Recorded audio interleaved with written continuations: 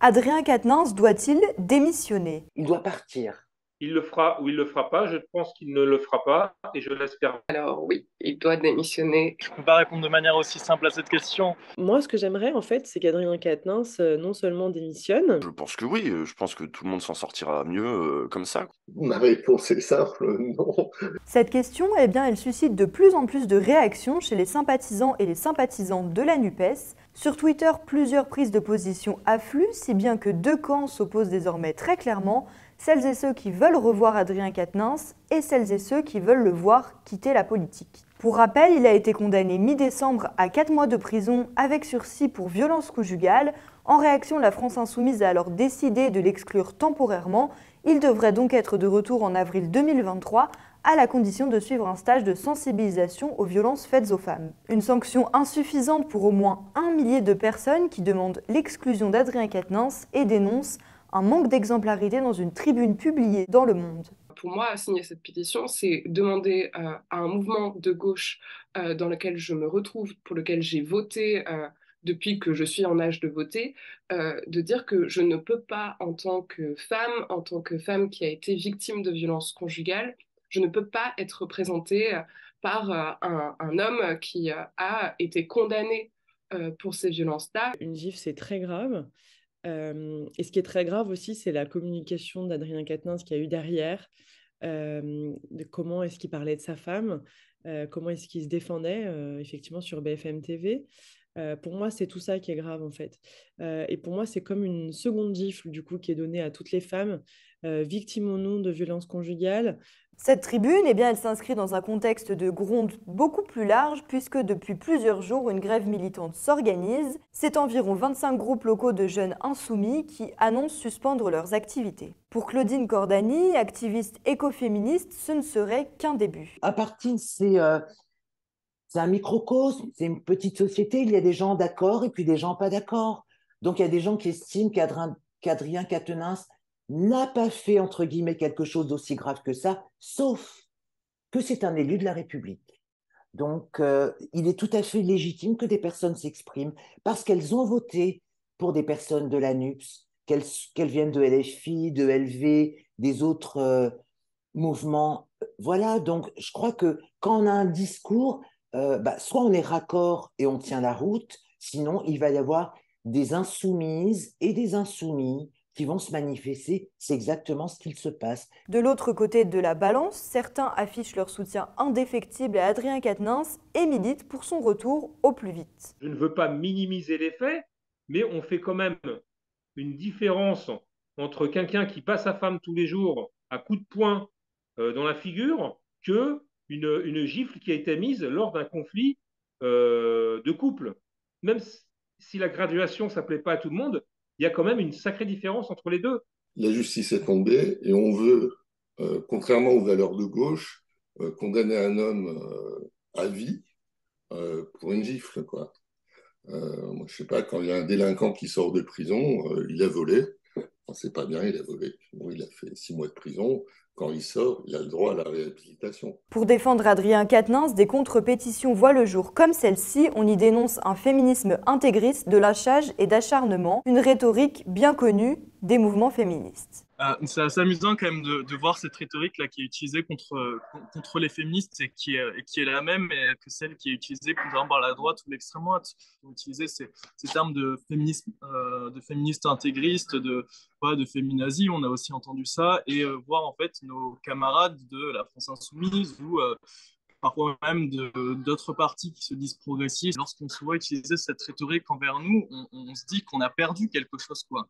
On se dit qu'on s'est coupé d'une partie des militants. Je ne peux pas militer avec des personnes qui nous insultent. Et puis avec la relève féministe, on avait déjà eu ce problème-là lors de la marche contre la vie chère. C'est-à-dire qu'il y a un militant de Clermont-Ferrand qui est venu nous voir et qui nous a fait une menace de viol en direct. C'est-à-dire quelqu'un qui nous a dit je vais vous retourner 2, 3 fois, ça va vous faire du bien.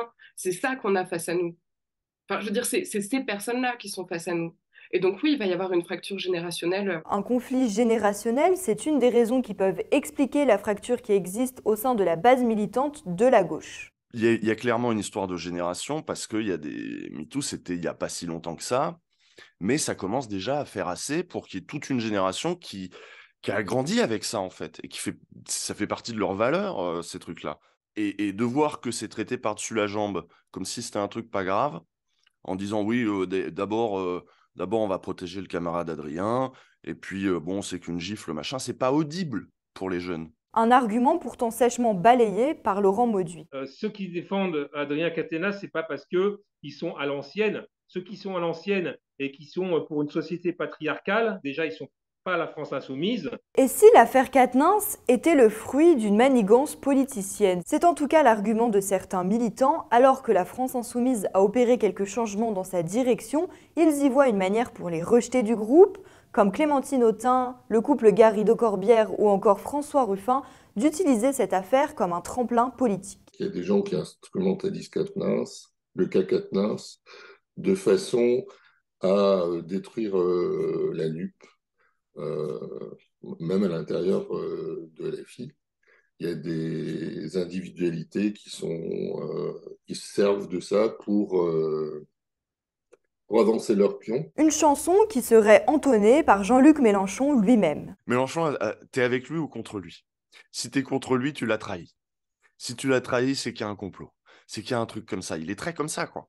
Donc, c'est pas illogique que ce soit, même cette rhétorique-là, elle soit transmise auprès de militants. Donc, ce sentiment de forteresse assiégée. Cette théorie complotiste, eh bien, les mouvements féministes y sont tristement habitués, c'est ce qu'explique Marie Coquille-Chambel. Ce seraient les sympathisants de Clémentine Autain qui... Ok. En fait, c'est toujours la même chose. C'est-à-dire qu'on avait le cas aussi par rapport à Julien Bayou et Sandrine Rousseau. C'est-à-dire qu'à chaque fois, dans des accusations de violences sexistes et sexuelles, on va partir du principe qu'il y a un complot féministe. Et le premier complotisme pour moi en France, c'est celui qui touche les victimes de violences sexistes et sexuelles. Parce que toujours les victimes vont porter plainte pour l'argent, porter plainte pour leur carrière, vouloir détruire la carrière de quelqu'un. On est toujours sur ce cas de figure-là. Donc ça ne m'étonne pas. Et que répondre, si ce n'est que, en fait, nous, en tant que militantes féministes, on essaye juste de faire en sorte qu'il n'y ait plus d'auteurs de violences conjugales ou de violeurs en politique. C'est la seule chose qu'on souhaite faire. Quoi qu'il en soit, l'affaire Quatennens provoque des remous, mais elle pose aussi de nombreuses questions. Dans ce contexte de tension et de prise de position qui paraissent parfois irréconciliables, quel peut être l'avenir de la NUPES? Laurent Nunanta, lui, est inquiet de la désertion des militants si jamais le député du Nord est mis à la porte.